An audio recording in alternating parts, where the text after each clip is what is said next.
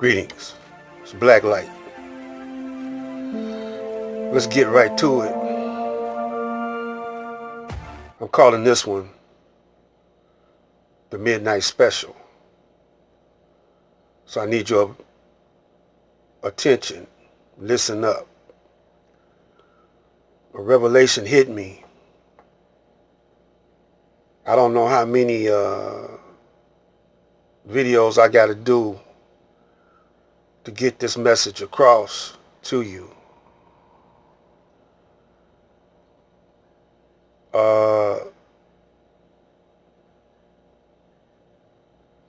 Some things that we're going to have to do right away. So I'm going to have to cut some things short that I want to show you. And maybe I could do it all in one while I express this inner vision. What you see behind me is the Million Man March.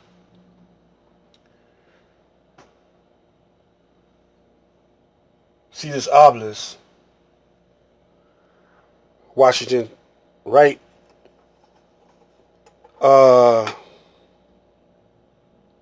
in the background, see a million black men, maybe more, a sea of black men.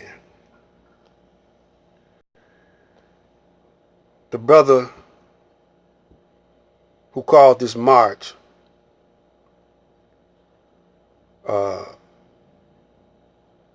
when he gave his message, he was given I was there, so I left kind of early because I heard that same message before. Because at that particular time, I was in the mosque, and the minister was Dawood. I later on left that mosque. I seen some things that explained a whole lot, and I went over to the blood brother and the spiritual brother of the Honorable Elijah Muhammad, to his temple, John Muhammad's temple number 1. Later on, I got a chance to have an interview with him about Master Farah Muhammad because he was there. And by my uncle,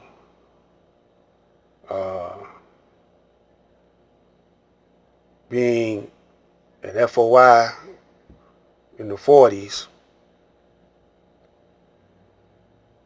what he told me, what my mother told me, things started adding up.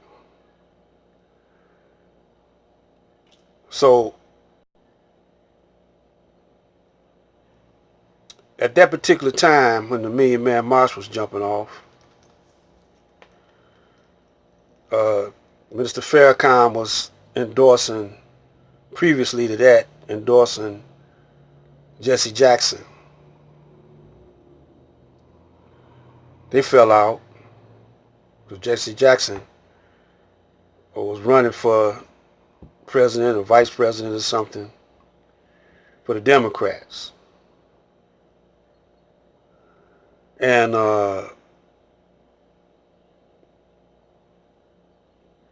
I think it was upset about the phrase Jaime Town. So anyway, Sharpton and Jesse and a whole lot of other civil right brothers got to Minister Farrakhan because the Honorable Elijah Muhammad didn't dig civil right. He didn't dig marches. But it was at the right time, and I believe that it was by the permission of the Most High to show the black man that he can unite. To show the black man that he can unite. But afterwards, the next day, the money was missing. And a few things happened that was positive behind the Million Man March, but it didn't last. Now, we're going to get to the point I'm trying to get you to see, is you're going to have to start storing food, and if you haven't been doing it, storing food, uh, water, try to get solar panels to generators, uh, a few more things we're going to name as we go.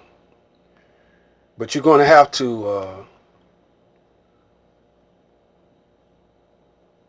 fortify your communities.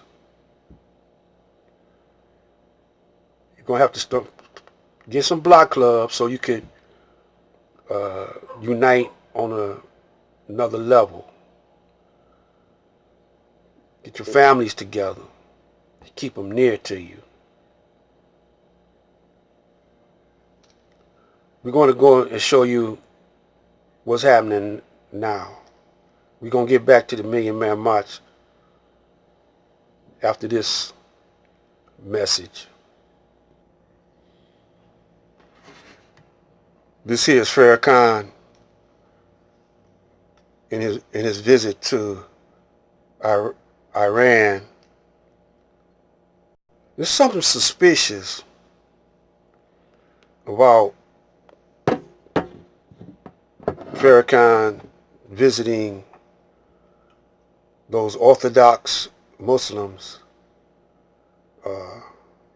such as Gaddafi and Iran, and there's something shady about that. This is just my opinion. Let me lay it out for you like this. I'm going to show the press conference, not in its entirety, but some key points.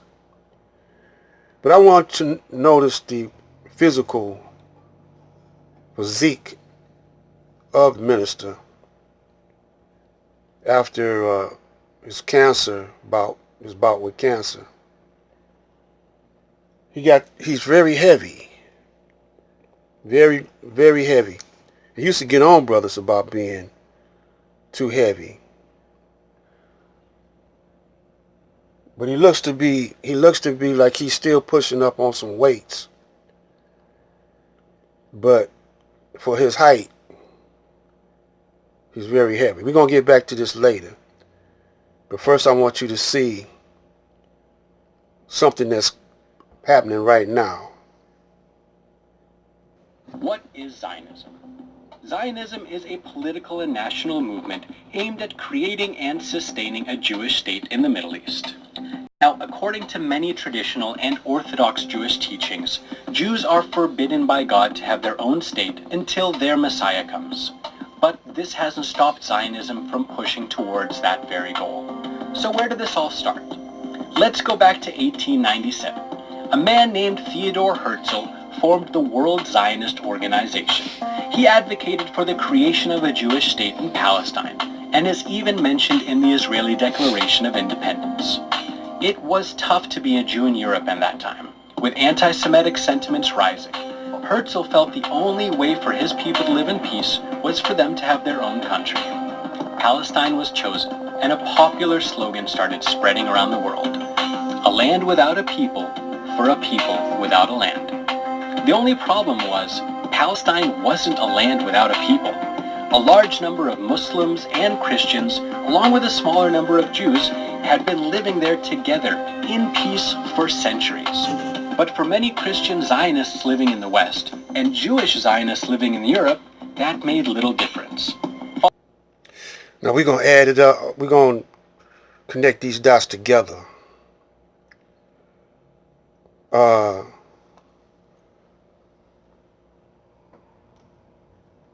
Jesse Jackson seems to be like an agent. Reverend Jackson, civil rights workers, all civil rights workers or advocates are connected with the Jews, the Zionists, put it like that.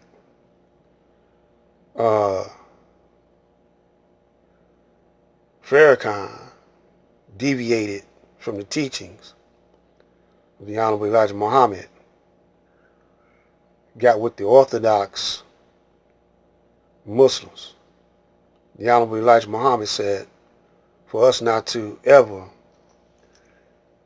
get with them. Now I'm in Detroit. I know how they roll here in Detroit, over in Dearborn. The question is, why do they want to come to a corrupt, supposed to be Christian country as United States of America? Now the way they systematically taking the Arab world apart is how they do everywhere they go.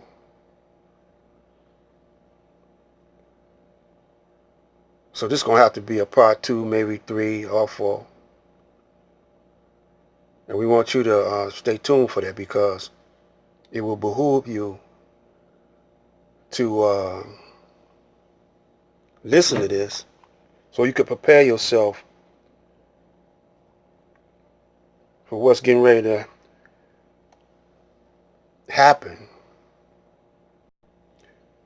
And brothers and sisters, I'm talking about the black man and woman all over the planet need to unite.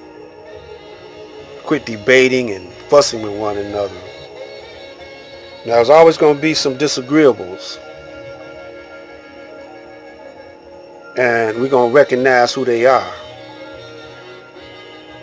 They rather work with their natural enemy than work with their kin.